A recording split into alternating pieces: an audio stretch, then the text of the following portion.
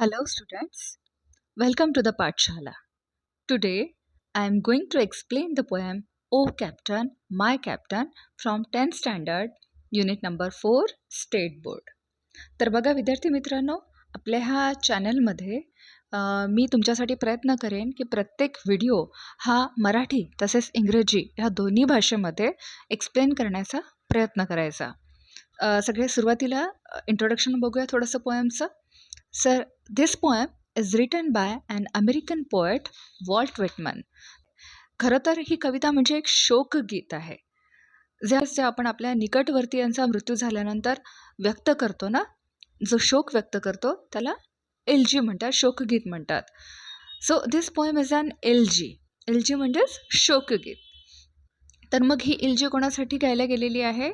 For the president Abraham Lincoln, who was assassinated in 1865 shortly after the end of the American Civil War. तर बघा, अमेरिकेमध्ये जे civil war झालं होतं ते संपल्याच्या नंतर लगेचच तिथले जे प्रेसिडेंट होते अब्राहम लिंकन यांचं असॅसिनेशन केलं गेलं होतं. नाव व्हॉट इज असॅसिनेशन? असॅसिनेशन म्हणजे एखाद्या व्यक्तीची विश्वासघाताने केलेली हत्या होय. ज्याप्रमाणे आपल्याला माहिती आहे की आपल्या देशाच्या पूर्व प्रधानमंत्री इंदिरा गांधी तसेच राजीव गांधी यांचीसुद्धा हत्या करण्यात आली होती, म्हणजेच असॅसिनेशन करण्यात आलं होतं. So this poem uses an extended metaphor of a ship returning to port after a fearful voyage. आता ह्या कवितेमध्ये मेटॅफरचा वापर केला गेलेला आहे कवीद्वारे. आता मेटॅफर म्हणजे काय? आता मेटॅफर म्हणजे रूपक अलंकार. मराठीमध्ये आपण त्याला रूपक अलंकार म्हणतो. हा एक असा पोएटिक डिव्हाइस आहे की जो दोन वेगळ्या वस्तूंमध्ये थेट तुलना न करता, म्हणजे दोन वेगवेगळ्या वस्तूंमध्ये तुलना न करता एक वस्तू म्हणजे दुसरीच आहे असे याच्यामध्ये दर्शवल्या जाते. त्याला आपण मेटाफर किंवा रूपक असे म्हणतो. तर आणखीन एखादं एक्झाम्पल द्यायचं झालं तर he is a shining star. Okay, इथं he is shining like a star असं न म्हणता, अशी तुलना न करता डायरेक्ट त्याला काय म्हटलेलं आहे? शायनिंग स्टार म्हटलेलं आहे. आणखीन एखादं एक्झाम्पल द्यायचं झालं तर टाईम इज अ थीफ.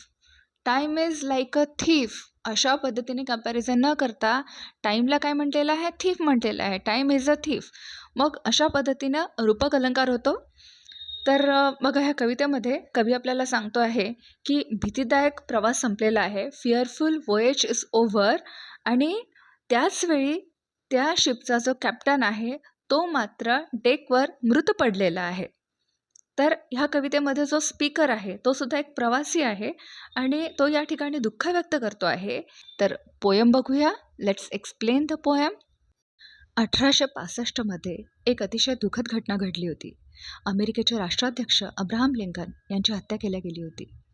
या कवितेमध्ये शिप म्हणजे जणू काही अमेरिका आणि लिंकन या शिपचे कॅप्टन आहेत. जेव्हा ही बोट किनाऱ्यावर येते तेव्हा सर्वजण आनंद व्यक्त करत असतात. मात्र कवी बघतो की माझ्या या शिपचा कॅप्टन हा तर मृत्युमुखी पडलेला आहे, याचा तर मृत्यू झालेला आहे.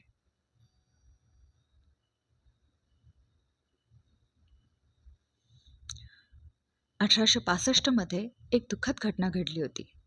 अमेरिकेचे राष्ट्राध्यक्ष अब्राहम लिंकन यांची हत्या केल्या गेली होती. या कवितेमध्ये ही शिप म्हणजे जणू काही अमेरिका आणि लिंकन या शिपचे कॅप्टन आहेत. जेव्हा ही बोट किनाऱ्यावर येते तेव्हा सर्वजण आनंद व्यक्त करत असतात.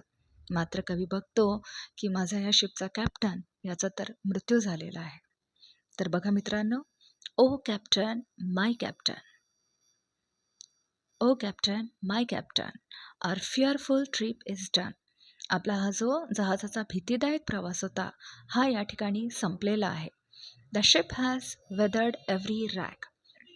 वेदर्ड एव्हरी रॅक म्हणजे the ship has successfully survived from all the storms, challenges and dangers. It symbolizes that the nation has ended the turmoil of war. तर या ठिकाणी युद्ध संपलेलं आहे.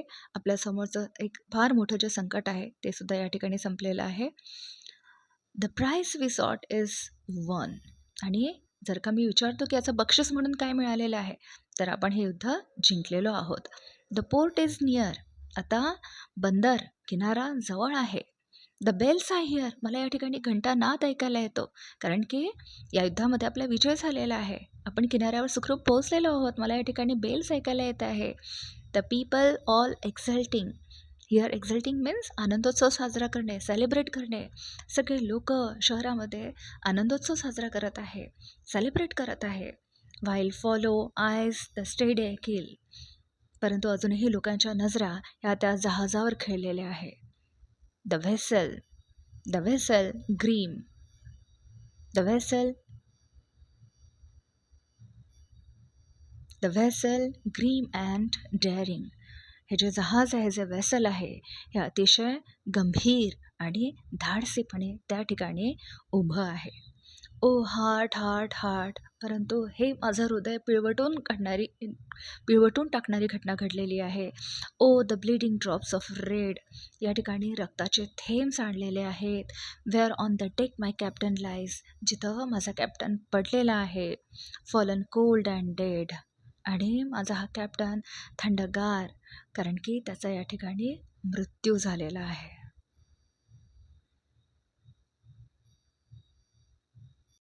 O captain, my captain, rise up and hear the bells. Rise up and hear the bells. उठा आणि तुमच्यासाठी जो घंटानाद होत आहेत तो तुम्ही ऐका. Rise up for the flag is flung. तुमच्यासाठी या ठिकाणी झेंडे फहरावले जात आहे. For you the bugle trills. तुमच्यासाठी बिगुलचा नाद केला जातो आहे, बिगुल वाजवलं जात आहे. For you bouquets and ribbon wreaths. तुमच्यासाठी या ठिकाणी बुके आणि रिबन्स मागवल्या जात आहे. फॉर यू द शोज द क्राउडिंग. आणि तुमच्यासाठी काठावरती, किनाऱ्यावरती लोकांच्या गर्दीचा जमाव आलेला आहे. For you the call the swaying mass. आणि हा जो गर्दीचा जमाव आहे तो तुम्हाला डोलत तुमचं स्वागत करण्यासाठी तयार आहे. They are eager faces turning. आणि त्यांच्या चेहऱ्यावरची जी उत्सुकता आहे तुम्हाला भेटण्यासाठी, तुम्हाला बघण्यासाठी, त्याच्यामुळे वारंवार ते तुमच्याकडे बघण्याचा प्रयत्न करत आहे, तुम्हाला बघण्याचा प्रयत्न करत आहे. Here captain dear father. परंतु इथे कॅप्टन, माझा पिता. This arm beneath your head. या ठिकाणी मी तुमचं डोकं माझ्या हातावरती घेतो आहे, माझ्या बाहूवरती घेतो आहे. It is some dream that on the deck. जणू काही हे अतिशय एक वाईट असं स्वप्न आहे डेकवरचं. You have fallen cold and dead. तुम्ही या ठिकाणी थंड आणि मृत्युमुखी होऊन पडलेले आहात. O captain, my captain.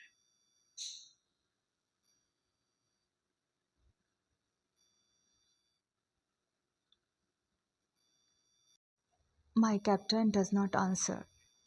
His lips are pale and still.